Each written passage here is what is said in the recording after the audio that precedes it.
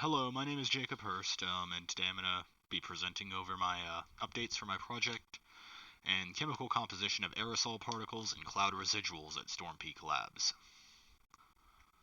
So my project background and goals is my project takes a view into the reason that clouds produce rainfall and what chemicals are present in them. And to accomplish this, we investigated the elemental, structural, and physical compositions of the particles.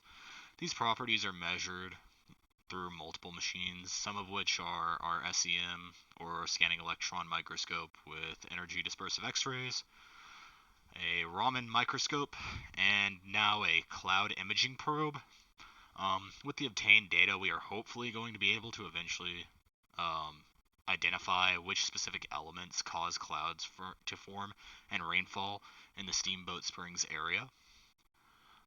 So my responsibilities at this job is I have to find and collect data on the particles found on different sample types and nozzle sizes on the SCM-EDX. I also had to identify molecular bonding types of particles through the Raman spectroscopy. I have to do analysis of all the data and weather conditions, including back air trajectories. Currently, I'm working on analyzing CIP data in order to compare the sizes and compositions of particles to our SEM data. And I also create observations and causalities for each of the data sets. So I basically look for patterns and think of why they are possible, basically.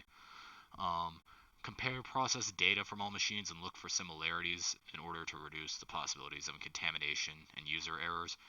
With our samples, I always worry about contamination just from like exposure to air, for example.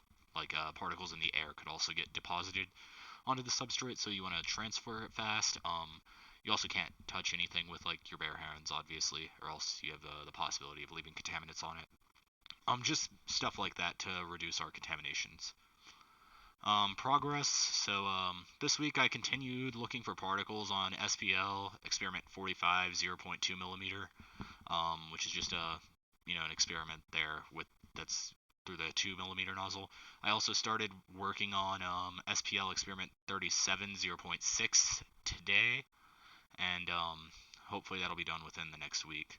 And also this week I've started learning how to do data analysis for comparing the CIP data to our SCM-EDX and Raman data.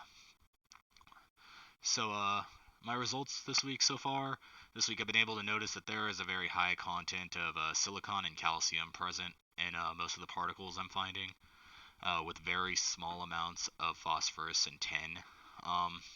This is pretty common with what I've seen in other samples from this group.